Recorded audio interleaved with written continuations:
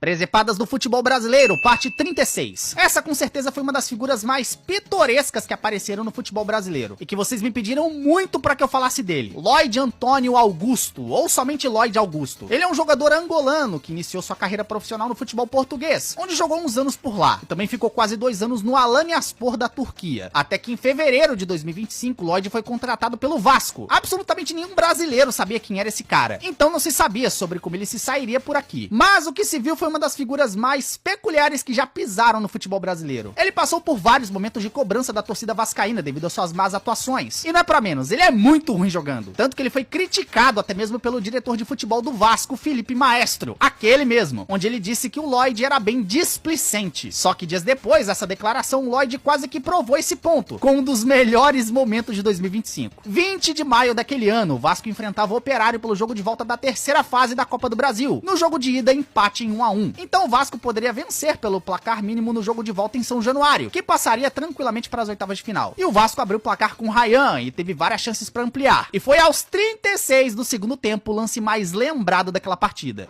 Lloyd ajeitou, bateu de fora! Elias!